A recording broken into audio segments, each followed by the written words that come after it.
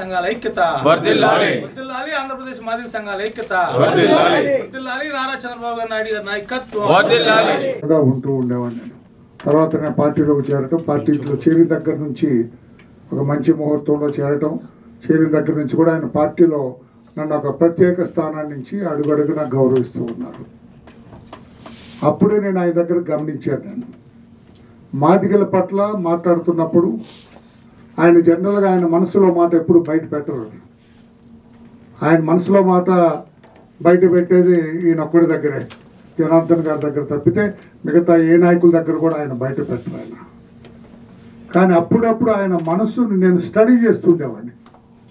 Study చేస్తున్నప్పుడు దళిత వర్గాల గురించి వచ్చినప్పుడు ఆయన తూకం వేస్తే మాదిగల వైపు కొంచెం మొగ్గుతూ ఉండేవాడు ఎప్పుడు.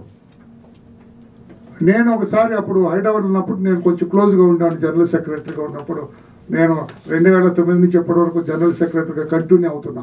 తెలుగుదేశం పార్టీలో ఇంతకాలం ఏ నాయకుడు జనరల్ సెక్రటరీగా లేరు. ఆయన మన మీద అభిమానం కావచ్చు, ఏదైనా కావచ్చు, మన పనితీరు ఆయనకి నచ్చి ఉండొచ్చు, కంటిన్యూ చేస్తూనే ఉన్నారు దాదాపు 15 సంవత్సరాల నుంచి. నేను అడిగినప్పుడు లేదు, సామాజికంగా వెనుకబడి ఉన్నారు వాళ్ళు. నాకు నా కాలేజీలో ఫలాని మాదిగలు ఉండేవాళ్ళు, వెంకటేశ్వర యూనివర్సిటీలో నాకు చాలా తోడుగా ఉండేవాళ్ళు, ఒక రక్షగా ఉండేవాళ్ళు వాళ్ళు. నాకు వాళ్ళని అభిమానిస్తూ ఉండేవాడిని అని చెప్పి మన పట్ల ఉన్న నమ్మకాన్ని ఆయన తెలియజేయటం జరిగింది. తర్వాత నాకు ఇంకా ఆయన మీద అభిమానం పెరగటం, ఆయనతోటి ఉండటం జరిగింది. తర్వాత 2004 వరకు వర్గీకరణ చేయటం, మందకృష్ణ మాదిగ మీ అందరూ కూడా ఆ ఉద్యమంలో పాల్పంచుకోవటం, అక్కడ ఉన్న పెద్దలందరూ కూడా మాదిగలకంటూ రాష్ట్రంలో ఒక ప్రత్యేక గుర్తింపు రావటం, అదంతా కూడా మనందరికీ తెలుసు. దురదృష్టం 2004లో మా తెలుగుదేశం పార్టీ ఓడిపోవటం, తర్వాత 10 సంవత్సరాలు కాంగ్రెస్ అధికారంలో ఉండటం. కాంగ్రెస్ పార్టీ మాదిగల పట్ల ఆట్టే ప్రాధాన్యత ఇవ్వకపోవటం, మరో వర్గానికి వాళ్ళు ఎక్కువగా మొగ్గు చూపటం వల్ల మనం నష్టపోయాం. ఆనాడు సుప్రీంకోర్టులో రాజశేఖర రెడ్డి గారికి ఏదైతే అప్పుడు మేమందరం కూడా వెళ్ళి చెప్పాం, మీరు ఒక మంచి అడ్వకేట్ని పెట్టండి, ఈ వర్గ సరే అన్నారు. కానీ ఆయన మనకు మద్దతు ఇవ్వకుండా అవతల వాళ్ళకి మద్దతు ఇవ్వడం, ఇదంతా నేను అందులోకి వెళ్ళట్లేదు. తర్వాత రాష్ట్రం విభజింపబడటం, రాష్ట్రంలో అప్పుడు కూడా మాదిగలు ఇక్కడ లేరు ఎక్కువ మంది, అక్కడ తెలంగాణలో ఉన్నారంటాం.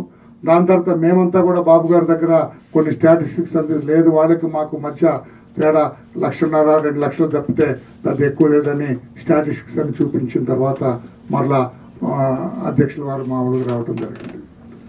తర్వాత ఆయన ఓడిపోయిన తర్వాత 2019లో ప్రతిరోజు ప్రతి సభలో అంటుండేవాళ్ళు, మన సాంప్రదాయ ఓటు మాదిగలు మన సాంప్రదాయ ఓటు, దాన్ని జాగ్రత్తగా కాపాడుకోవాలండి. ఓపెన్గా ఏ స్థాయిలో అనేవాళ్ళంటే నేను జనార్దన్ గారు అంటే మరీ అంత ఓపెన్గా వద్దులేసారని కూడా అడిగేవాళ్ళం. ఎందుకంటే మానవులు కూడా ఉన్నారు ఇక్కడ, మళ్ళీ వాళ్ళు హర్ట్ అవ్వకూడదండి, వాళ్ళు కొంచెం మాదిగల కంటే కొంచెం కన్సిడరబుల్ నంబర్ ఉంది వాళ్ళదన్నా కూడా ఆయన ఒప్పుకున్నాడు. లేదు, ఇది సాంప్రదాయ ఓటు, దీన్ని కాపాడుకోవాలి, నాకు కొన్ని కులాలు ఉన్నాయి, ఆ కులాల్లో ఇదొక ప్రధానమైన కులం అని చెప్పి ఓపెన్గా మనకి మద్దతు ఇవ్వటం, మనల్ని కావాలని కోరుకోవటం కూడా జరిగింది. తర్వాత మొన్న లాస్ట్ ఇయర్ ఈ సంవత్సరం మేలో మహానాడు రాజమండ్రిలో జరిగినప్పుడు దానికంతా ఆ నైటు పబ్లిక్ మీటింగ్ జరగడానికి ముందు నైటు పొలిట్ బ్యూరో సమావేశాన్ని ఏర్పాటు చేయటం, ఆ సమావేశంలో కొన్ని ప్రతిపాదనలు నేను పెట్టడం జరిగింది. అయ్యా మాదిగలు సాంప్రదాయ ఓటర్ని తమ ప్రతిసారి అనేవాళ్ళు, మాదిగలకేమో ఓటేమో మాది అవుతుంది, పదవులన్నీ ఏమో అవతల వాళ్ళకి వెళ్తున్నాయి, మా మాదిగల్లో కొంచెం హార్ట్ బర్నింగ్ ఉంది, కొంచెం కడుపు మంట ఉందండి మా వాళ్ళలో, ఈసారి అలా జరగటానికి లేదు సార్. పోయినసారి సీట్లు ఇచ్చినప్పుడు కూడా 2019లో 10 మాకు ఇచ్చారు, 19 వాళ్ళకి ఇచ్చారు, మాల సామాజిక వర్గానికి. ఓట్లు మా ఎక్కువ ఉంటాయి, ఏం జరిగినప్పుడు మా వాళ్ళందరూ కూడా మేము పల్లెలోకి వెళ్ళినప్పుడు మేము చెప్పలేకపోతున్నాం సార్, కొన్ని ఇబ్బందులు ఉన్నాయి అన్నప్పుడు పొలిట్ బ్యూరోలో ఏమిటి ఏం చేయాలని అడిగారు అందరు పొలిట్ బ్యూరో సమావేశంలో. అంటే అయ్యా మీరు ఓట్లు ఇచ్చినప్పుడు మాలా మాదికి సమానంగా ఇవ్వండి, 29లో 14 ఇవ్వండి, 15 ఇంకొక సీట్ ఉంది, అది మీ ఇష్టం వచ్చిన వాళ్ళకి ఇవ్వండి. మీరు మాలకు ఇచ్చినా ఓకే, మాదకి ఇచ్చినా ఓకే.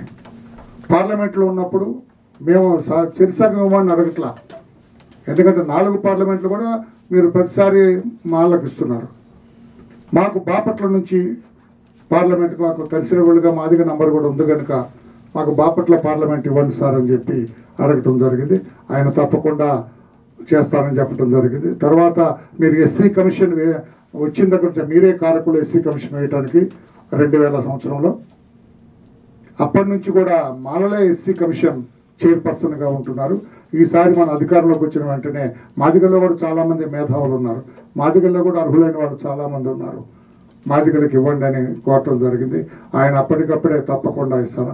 తర్వాత వర్గీకరణ అయిపోయేంత వరకు కూడా జీవో నంబర్ 25 జిల్లాల్లో దామాషా ప్రకారం, ఇప్పుడు కృష్ణా జిల్లా ఉంది, సపోజ్ మాదిగలు ఎక్కువ ఉంటారు, అనంతపూర్ ఉంది, మాదిగలు ఎక్కువ ఉంటారు, కొన్ని జిల్లాలు ఈస్ట్ గోదావరి జిల్లాల్లో మాళ్ళు ఎక్కువ ఉంటారు. మాళ్ళు ఎక్కువ ఉన్న చోట వాళ్ళకి కొంచెం ఎక్కువ వెళ్తుంది, మాదిగలు ఉన్న చోట నేను చెప్పడం జరిగింది.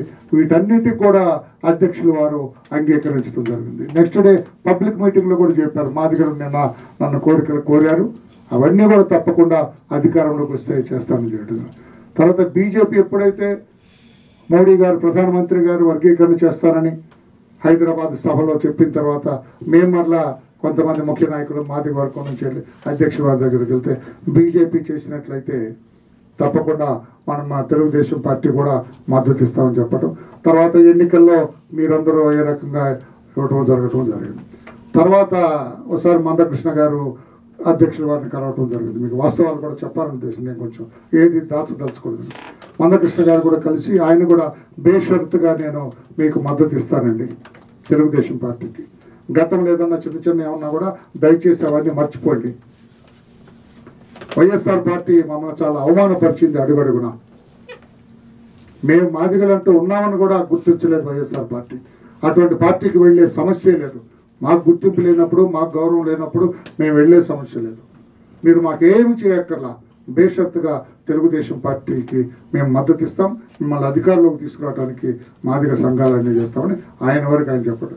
చంద్రబాబు గారు కూడా నువ్వు బేషరతుగా నువ్వని చెప్పినా కూడా తప్పకుండా మాదిగలకు కావాల్సిన అన్నీ కూడా నేను చేస్తాను, నీ చేతిలో ఏదో పేపర్ ఉందో నాకు ఇయ్యని ఆయన లాక్కున్నాడు కృష్ణ దగ్గర నుంచి. ఇసుకొని ఇవన్నీ నీకు కావాలా అన్నారు. కావాలి సార్, తప్పకుండా అన్నీ చేస్తాను. నేను వర్గీకరణ విషయం కూడా నా దృష్టిలో ఉంది, తప్పకుండా చేస్తాను. మాదిగలు ఆర్థికంగా, రాజకీయంగా, సామాజికంగా కూడా పైకి రావడానికి నా వంతు నేను కృషి చేస్తానని మందకృష్ణ గారికి కూడా అప్పుడు అభయం ఇవ్వడం జరుగుతుంది. ఆయన కూడా చాలా సంతోషంగా అక్కడి నుంచి వెళ్ళిపోయారు. వెళ్ళిపోయిన తర్వాత అధ్యక్షులు వారు మరలా మా ఇద్దరిని పిలిచారు. పిలిచి ఇంకా చాలామంది స్ప్లింటర్ గ్రూప్స్ ఉన్నాయి, మందకృష్ణ ఒక్కడే కాదు కదా, ఇంకా మాది గ్రూప్ ఉన్నప్పుడు మనవాడి పేరు కూడా పేరుపో వెంకటేశ్వరరావు లాంటి వాళ్ళు ఉన్నారని ఆయన కూడా పేరు చెప్పడం కూడా జరిగింది. వాళ్ళందరితో కూడా ఒకసారి మాట్లాడండి, వాళ్ళందరూ కూడా నేను చెప్పానని చెప్పండి, తెలుగుదేశం పార్టీని గెలిపించడానికి వాళ్ళ వంతు వాళ్ళని కృషి చేయమనండి, తప్పకుండా అందరినీ కూడా నేను సమానంగా చూస్తాను, వారి వారి ప్రాధాన్యతను బట్టి అధికారంలోకి వచ్చిన తర్వాత నేను చూస్తానని చెప్పడం కూడా జరిగింది. అప్పుడు నేను వెంకటేశ్వర గారిని మాట్లాడిన తర్వాత ఆయన దాదాపు 10-11 సంఘాల వాళ్ళని నా దగ్గరికి తీసుకురావటం, అంత మాట్లాడటం, ఇవన్నీ కూడా మీకు తెలుసు. తర్వాత ఇక్కడే సార్ కలుస్తూ ఉన్నారు.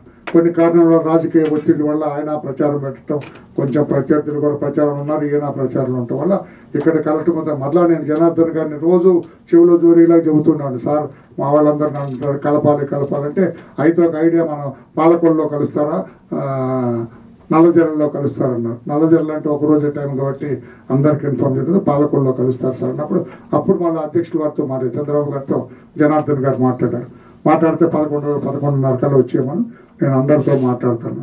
దాని మీద మీ అందరిని అక్కడికి పంపించడం జరిగింది, అఖిల్ నుంచి పంపించి మీరందరూ వెళ్ళారు. మీరందరూ కూర్చొని మాట్లాడుతున్నప్పుడు అక్కడ దురదృష్టమైన సంఘటన జరగకపోతే ఇంకా బాగా జరిగేది. అయినా కూడా మీకు ప్రాధాన్యత ఇచ్చి అధ్యక్షులు వారు మీ అందరితో మాట్లాడటం, మీ అందరితో ఫోటోలు తీయటం అన్నీ పేరుపోగనికి వెంకటేశ్వర గారు అంతా చెప్పారు.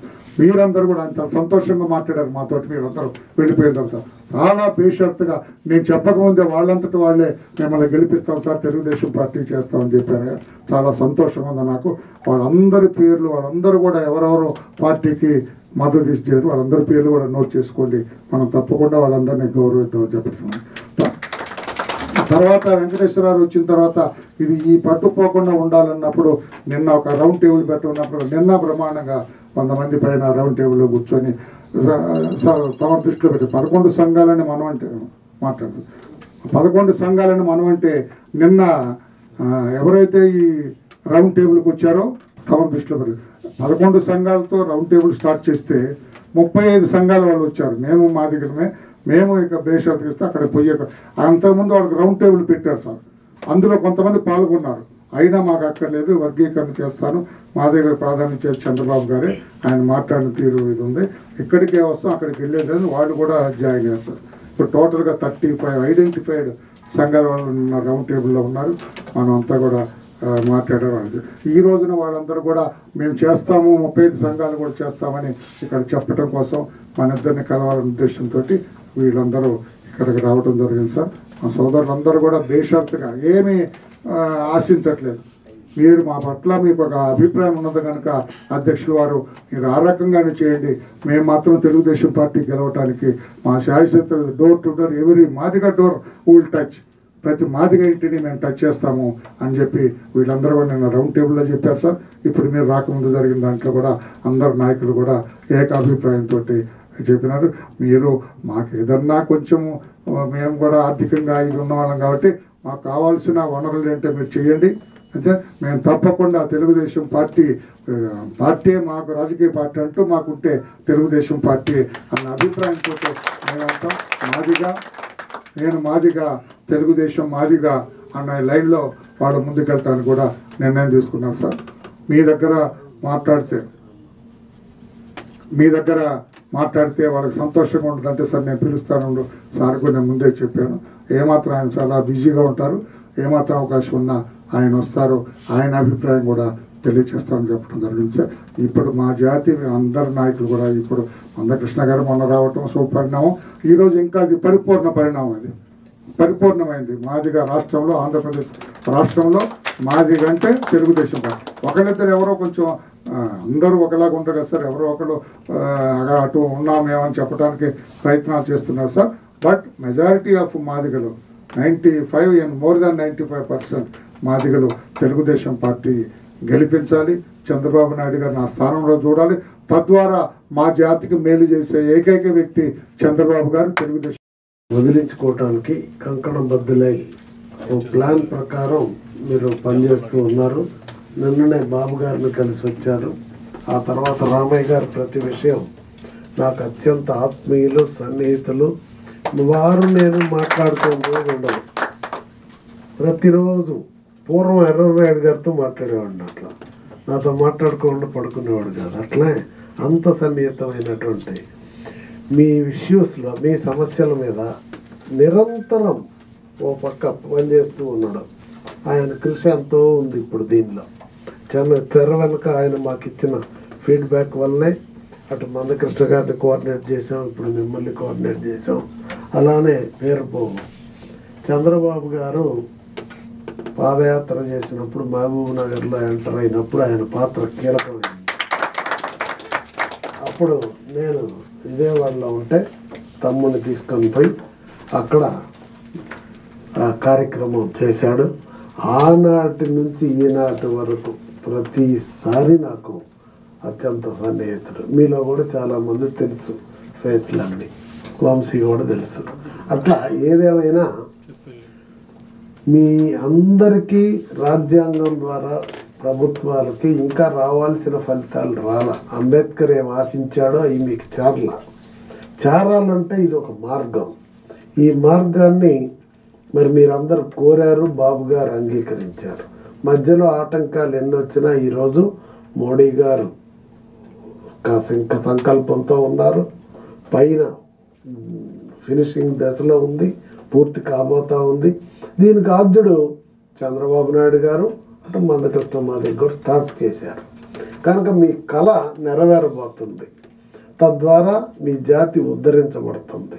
కనుక దీనికి స్వతంత్ర పోరాటంలో బ్రిటిష్ వాళ్ళని పారదోలటానికి ఆ రోజు కులాలు, మతాలు, ప్రాంతాలు లేకుండా ఎలాగైతే మనందరం పోరాడినమో ఈరోజు అంతటి దీక్షతో పోరాడాల్సిన సమయం ఆసన్నమైంది. ఎందుకు ఈ మాట అంటున్నానంటే మీరు బాగా ఆలోచించండి. బ్రిటిష్ వాడిని ఎందుకు మనం పారదోలేం? నిరంకుశంగా పరిపాలించాడని, నియంత పాలన చేశాడని, స్వేచ్ఛా స్వాతంత్రాలు లేవని, మాక్ స్వాతంత్రం లేదు, పత్రికా స్వాతంత్రం లేదు. ఆ విధంగా ప్రజల్ని అణిచిపెట్టి అరాచకాలు సృష్టించాడని, 2 మన దేశ సంపదని కొల్లగొట్టాడని, లూటీ చేశాడని, మన సంపద కాపాడుకోవటానికి, స్వేచ్ఛా స్వాతంత్రాలు నిలబెట్టుకోవటానికి మనం ఆ రోజు పాల్గొన్నాం. ఈరోజు జగన్ పాలనలో అంతకేమన్నా తక్కువ ఉందా? మీరు ఆలోచించండి. స్వేచ్ఛగా మాట్లాడే ఇది ఉందా? మీరు ఫోన్లో ఎవరితోనన్నా స్వేచ్ఛగా మాట్లాడగలుగుతున్నారా? స్వేచ్ఛగా మీరు ఏమన్నా పోస్టులు షేర్ చేయగలుగుతున్నారా? అట్లానే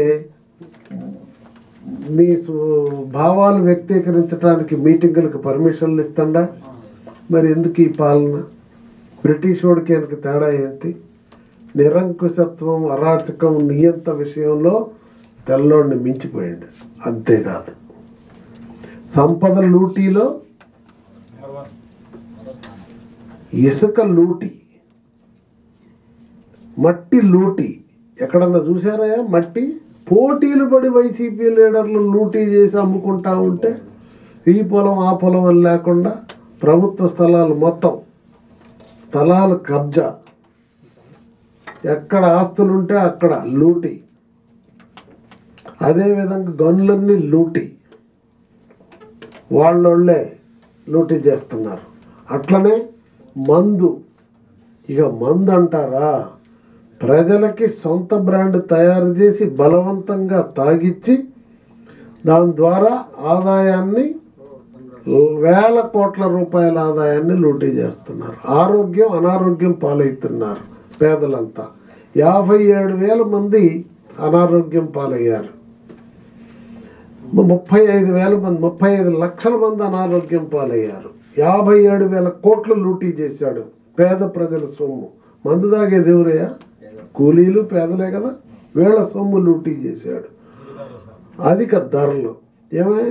మన రాష్ట్రంలో ఉన్న మద్యం ధర కంటే తమిళనాడులో తక్కువ, కర్ణాటకలో తక్కువ, తెలంగాణలో తక్కువ, అందరికంటే ఒరిస్సాలో తక్కువ, మందు ఎక్కువ. పోనీ నాణ్యత ఉందా ఇందులో? నాణ్యమైన బ్రాండే దొరకదు. ఎవరైనా నాణ్యమైన బ్రాండ్లు ఇచ్చి నాసిరకం బ్రాండ్లను కంట్రోల్ చేస్తారు. ఇక్కడ పోలీసుల్ని పెట్టి బార్డర్లో నాణ్యమైన బ్రాండ్ రాకుండా ఆపుతారు. ఇది ఈ ప్రభుత్వం యొక్క ప్రత్యేకత.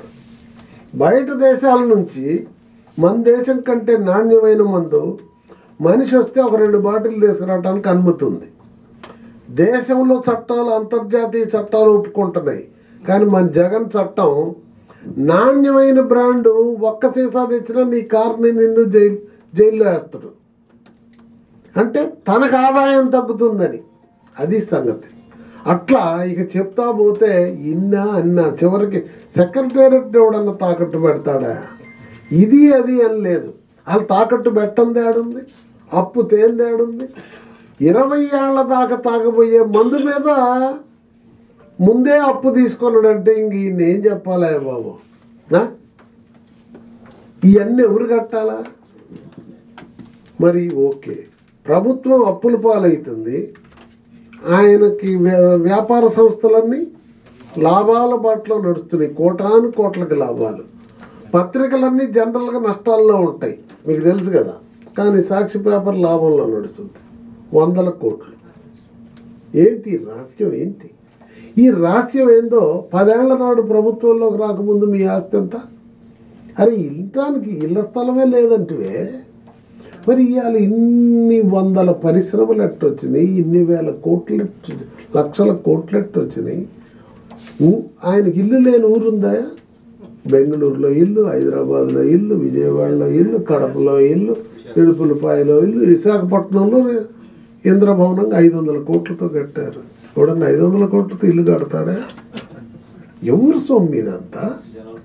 జనం సొమ్ము. ఎట్లా మనం నిద్ర మెలుకోకపోతే ఏమిటి అరాచకం? మీకేమో పేదవాళ్ళకి ఇళ్ల స్థలాలు ఇస్తే సెంటు స్థలం ఇస్తాడు.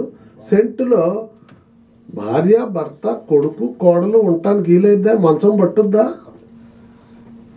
మళ్ళీ దాంట్లో ఆ రోడ్డు ఎట్టుంటుంది? తెలుగుదేశం టైంలో 3 సెంట్లు ఇచ్చాం, ఈయన సెంట్ ఇస్తాడు. ఆ రోడ్డు సన్నగా ఉంటుంది. ఈయన ఇంటి దగ్గరికి పోయే రోడ్డు ఎట్టుంది?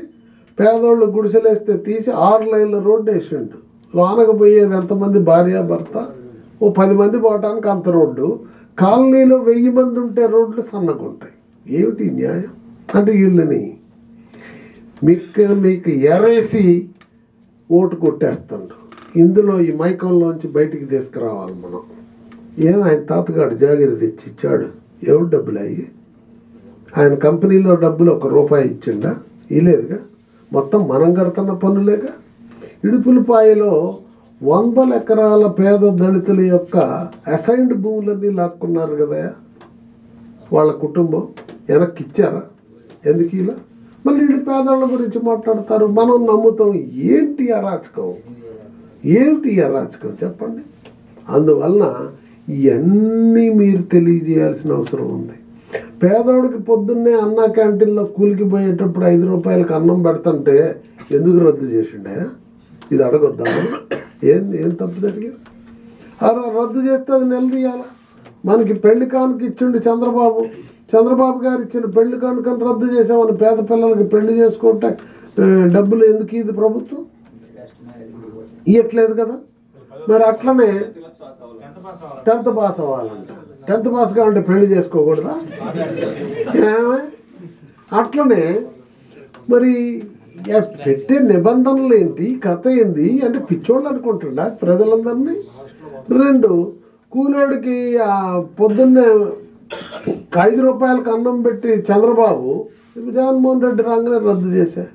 ఆయన పెళ్లి కానుక ఇస్తే జగన్మోహన్ రెడ్డి గారు రంగని రద్దు చేశా. ఆయన విదేశీ విద్యకు లోన్ ఇస్తే రద్దు చేశా. అంటే మీ పిల్లలే లండన్లో చదవాలా? మీ పేదవాళ్ళ పిల్లలు చదవకూడదా? చదువుకుంటున్నోడిని మొదటి సంవత్సరం చంద్రబాబు ఫీజు కట్టి గవర్నమెంట్ పోతే 2వ సంవత్సరం రద్దు చేశా. ఆయన ఆడ టాయిలెట్లు క్లీన్ చేయాల్సిన పరిస్థితి వచ్చే పిల్లలకి పాపం ఎట్ట బతికేది? ఏమిటి అరాచకం? అట్లనే చనిపోయినప్పుడు చంద్రబాబు నాయుడు టైంలో చంద్రన్న బీమా వచ్చేదా? మీ ఇంటికి ఎంఆర్ఓ ఆఫీస్ నుంచి వచ్చి ఎమ్మట 5,000 మట్టి ఖర్చులు ఇచ్చేవాళ్ళ? తర్వాత 25,000 బీమా వచ్చేదా? మరి ఇప్పుడు అది ఎందుకు రాదు? చివరికి చనిపోయిన వాళ్ళ మీద కూడా పగబట్టేది ఇదేందా బాబు? ఇంకేందయ్యా చేసిన సంక్షేమం? రాజ్యాంగం చట్టం ప్రభుత్వాలు ఇచ్చినటువంటి మీ 27 పథకాలు రద్దు చేశారు. నేను చేశా ఏం చేశావు? సప్లాన్స్ రద్దు చేసి 27 పథకాలు 10 మందికి ఇచ్చేది మాకు ఇస్తాను. మరి పేదోడికి ఉన్నోడికి తేడా అయిందా? మీకు ప్రభుత్వం రాజ్యాంగం ప్రత్యేకంగా ఇచ్చిన పథకాలు రద్దు చేసే హక్కు ఎవరిచ్చారు? మరి చూస్తా ఊరుకుందామా? కనుక ఆనాడు తెల్లోడిని పారదోలటానికి ఎంత సీరియస్గా పనిచేసామో దాన్ని మించి పని చేయాలా? పని చేయకపోతే రేపు మనకి భవిష్యత్తు లేదు, మనుషులు తిరిగే పరిస్థితి లేదు, మాట్లాడే పరిస్థితి లేదు, బతుకు భారం అయిపోద్ది.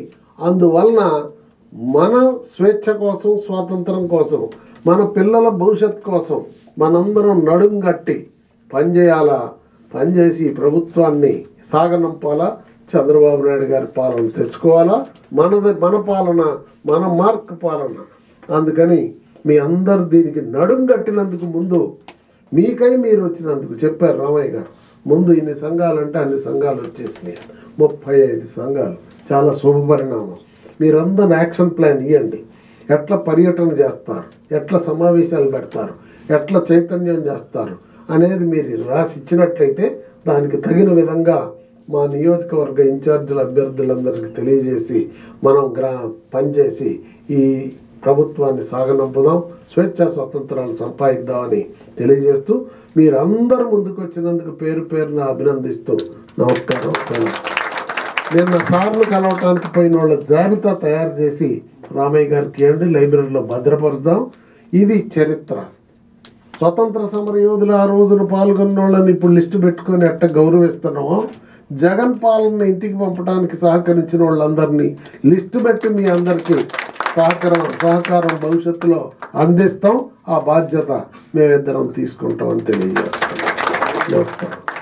గారు ఆయన నేతృత్వంలో మనం పాలకొల్లు వెళ్ళి చంద్రబాబు నాయుడు గారిని కలిసి ఈ రాష్ట్రంలో 29 ఎస్సీ రిజర్వ్డ్ సీట్లలో 15 సీట్లు మాదిగలకి ఇచ్చి సామాజిక న్యాయం చేసిన తెలుగుదేశం పార్టీకి మద్దతు అని మనం ఆయనకి స్పష్టంగా చెప్పటం, ఆయన కూడా వెంటనే స్పందించి మీరు దాదాపుగా 30 ఏళ్ళుగా ఉద్యమం చేస్తూ ఉన్నారు, మరి అన్ని రంగాల్లో వెనకబడ్డారు, వర్గీకరణ లక్ష్య సాధన జరిగితేనే మీ అభివృద్ధి జరుగుద్ది, అందుకు రాజకీయంగా సామాజికంగా ఆర్థికంగా మీ మాదిగలకి ప్రధానంగా మీరు మొదటి నుంచి తెలుగుదేశం వైపే ఉన్నారు, ఇప్పుడు కొంత పెరిగారు, ఇంకా పెరగాల్సిన అవసరం ఉంది, 30 రోజుల సమయం ఉంది, కష్టపడి మీరు తెలుగుదేశం పార్టీని గెలిపించుకుంటే మీ రాజకీయ భవిష్యత్తు మీ ఆర్థిక భవిష్యత్తు నేను చేస్తానని చెప్పేసి ఆయన మొన్న మనకు భరోసా ఇవ్వటం అనేది జరిగింది.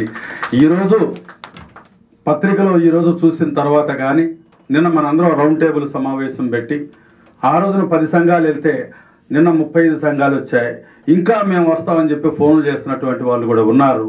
అంటే తెలుగుదేశం వైపు మాదిగలు ఈసారి చూస్తున్నారని ఖచ్చితంగా మనకు అర్థమవుతుంది.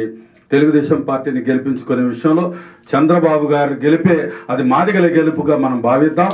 మరి ముఖ్యంగా టీడీ జనార్దన్ గారు అంటే వర్లారామయ్య అన్నంటే ఆయన మన జాతి నాయకుడు, తెలుగుదేశం పార్టీలో ఒక పోలిట్ బ్యూరోలో ఉన్నటువంటి ఆ స్థాయికి వెళ్ళినటువంటి ఆయన్ని మనం గర్వించదగ్గ విషయం. అదేవిధంగా టీడీ జనార్దన్ గారంటే నాకు అత్యంత అభిమానం, ఎందుకంటే ఆయన ప్రతి విషయంలో కూడా మీకు అన్యాయం జరిగింది, మీరు అభివృద్ధి కావాలి, మీరు సంఘటిత పడాలి, తెలుగుదేశం పార్టీ బడుగు బలహీన వర్గాల పార్టీ, కులాలుగా చూసుకున్నప్పుడు అట్టడుగున ఉన్నటువంటి మాదిగలకి చంద్రబాబు గారు అంటే మీరంటే మంచి ప్రేమ అభిమానం, మేము కూడా అలాగే ఉంటాం, మీరు కూడా ఐక్యంగా పనిచేసి తెలుగుదేశం పార్టీని గెలిపించండి అని అనేక మార్లు చెప్పారు. అందుకు నేను చెప్పే మాట ఏంటంటే ఎస్సీ సంక్షేమాన్ని పూర్తిగా నిర్వీర్యం చేసిన, 27 పథకాలు రద్దు చేసిన, ఎస్సీ ఎస్టీ సప్లాన్ నిధులు దారి మళ్లించిన, దళితుల మీద దాడులు జరిగినా పట్టించుకొని ఈ రాక్షస పాలన జగన్మోహన్ రెడ్డి ప్రభుత్వాన్ని ఇంటికి సాగనంపేంత వరకు కూడా మనందరం ఎనిదిరిగే ప్రసక్తి లేదు. 26 జిల్లాల్లో కష్టపడి